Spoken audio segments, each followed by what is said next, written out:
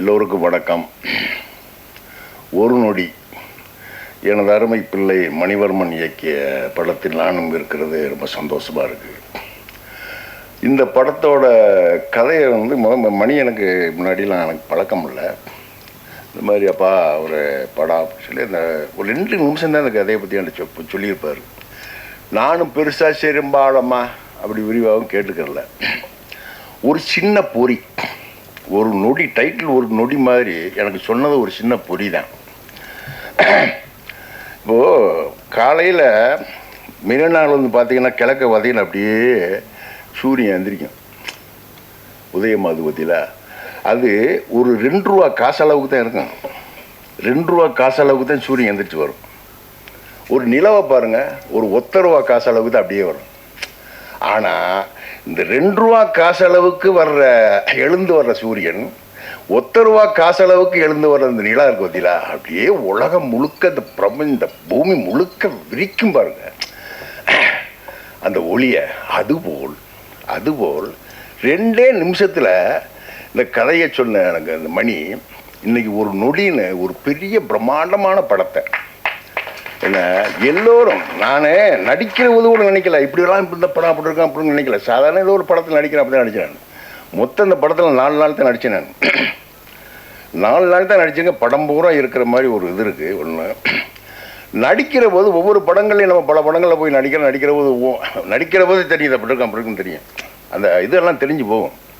இதெல்லாம் சாதாரணமாக நடிச்சுக்கிட்டு இருந்தாங்க. பாருங்கள், எங்கே கொண்டாந்து நிறுத்தியிருக்குன்னா அதுக்கு அவர் அண்ணன் கேபிள் சங்கர் கண்ணில் பட்டுச்சது. அவர் கண்ணில் பட்டு அங்கேருந்து கொண்டு போய் தனஞ்சயன் சார் அவர் கண்ணில் பட்டு இன்னைக்கு நிற்க அப்படி பிரம்மாண்டமாக நிற்கிறது. இல்லை கேட்க பார்க்க சந்தோஷமாக இருக்குது. இந்த படத்தில் நான் இருக்கிறது மூலமாக 2 விஷயம், முக்கியமான விஷயம் நடந்திருக்கு எனக்கு. ஒன்று, நான் 1969 வருஷம் விருதுநகர் செந்திக்குமார் நாடார் காலேஜில் நான் பியூசி படித்தேன். அண்ணாதுரை இறந்த வருஷம் அது. 69 முடிச்சுட்டு நான் வெளியேறி மிலிட்ரிக்கு போயிட்டேன். 69க்கு பிறகு கிட்டத்தட்ட ஒரு 54 வருஷத்துக்கு பிறகு அந்த கல்லூரியில் இந்த படப்பிடிப்பு நடந்தது. 54 வருஷம் பிறகு நான் போய் உட்காந்து அந்த பகுப்பறைகள், அந்த வீதிகள் பார்க்க எனக்கு அவ்வளோ சந்தோஷமாக இருந்துச்சு. அது ஒன்று நடந்திருக்கு. இன்னைக்கு நினைச்சாலும் என்னை அந்த 54 வருஷத்துக்கு பிறகு என்னுடைய அந்த வகுப்பறையில் வேண்டி உட்கார வச்சு அந்த படம் அந்த ஒரு நொடி அப்படின்னு ஒரு பெரிய சந்தோஷம் என்னைக்கு இருக்கு எனக்கு. இன்னும் ஒன்று, நான் வேற அரசியல்கள்லேருந்து வந்தால் என்னை எத்தனையோ பேச்சாளர்களுடைய பேச்சுகள்லாம் கேட்டிருக்கேன், படிச்சிருக்கேன், உரைகளை படிச்சிருக்கேன், கேட்டிருக்கேன், இவ்வளவோ விஷயங்களும் பார்த்து வந்திருக்கோம். ஆனால் இன்று நாம் வாழும் காலத்தில் இப்படி தமிழை நாவுக்குள் அடக்கி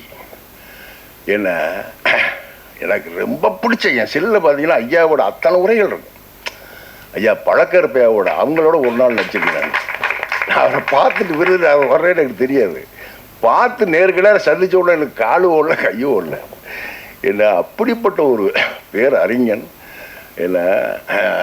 அவருக்கு இணையான ஒரு அரசியலை, ஒரு நீதியை, ஒரு கூர்மையான விவாதத்தை வைக்கிறது தமிழ்நாட்டு இன்னைக்கு ஆள் இல்லை.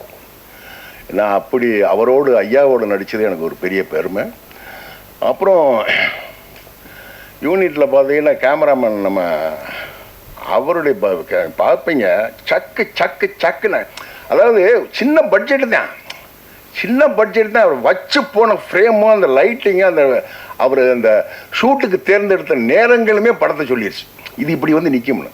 அப்படி ஒரு கேமராமேன், எடிட்டரு வர்றது, அவர் இன்னும் ஒரு அனிருத்து, அவர் ஐயோ ரூபில் பார்த்தவொடனே அடிச்சுட்டு அனிருத்து மாதிரியே இருக்காரு நினச்சேன். அவர் மியூசிக் எனக்கு தெரியாது, அவர் மாதிரியே இருக்காரு.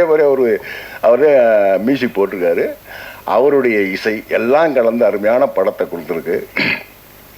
இந்த படம் இவ்வளோ பெரிய இந்த இடத்த அடைஞ்சு நிற்கிறது எனக்கு ரொம்ப பெருமையாக இருக்குது. இந்த விழாவில் நான் கலந்து கொண்டதற்கும் நான் ரொம்ப பெருமைப்படுறேன். வேகமாக நாளைக்கு ஓட்டு போடணும் ஊரில் சிவி குமார் இல்லை. அப்புறம் இன்னும் ஒன்று அழகரை சொல்லணும், தயாரிப்பா அழகர் நாடு ஒரு ஊர் டெய்லி டிக்கெட்டில் சந்திக்கிற ஆளுங்க நாங்கள். ஏன்னா அவருக்கு சினிமாவுக்கு சம்மந்தம் இல்லை. கொஞ்சம் ஒரு 2 படம் அப்படி இப்படின்னு ஒரு சின்ன படங்களில் போய் காலை வச்சு விட்டு கையை நினச்சி விட்டு என்ன அந்த விஷயங்கள்லாம் என்கிட்ட வந்து நான் கூட ஏன் நீங்கள் போகிறீங்க சினிமா வேறு மாதிரி இருக்குங்க அப்படின்னு சத்தம் போட்டு விட்டேன் ஒரு 4-5 வருஷத்துக்கு முன்னாடி. கடைசியில் இந்த படத்துக்கு மணி என்கிட்ட பேசுகிறது சொல்லியிருக்காரு, ஐயாட்ட சொல்லிவிடாது ப்ரொடியூசர் நான் தான் அப்படின்னு சொல்லி கடைசி வரைக்கும் எனக்கு இவர் தான் ப்ரொடியூசர் தெரியாது. வாடிப்பட்டி கிட்ட ஒரு ஊரில் ஒரு கிராமத்தில் ஒரு ஷூட் போது அங்கே வந்து நிற்கிறார். என்ன அழகர் நீங்கள்? நான் தானே ப்ரொடியூசரு அப்படின்ட்டாரு. அப்படி ஒரு பாருங்க அவரை பேசுகிறாரு, அவருக்கு சிரிப்பாவுக்கு சகோதரர் இருக்கா இல்லை? அப்படிப்பட்ட ஒரு தங்கமான மனுஷன் அவர். இந்த ஒரு நல்ல படத்தை தயாரித்த ஒரு தயாரிப்பாளர் அடிக்கிறாரு. அது எனக்கும் எங்கள் ஊருக்கு ரொம்ப பெருமை. எல்லோருக்கும் நன்றி, வணக்கம்.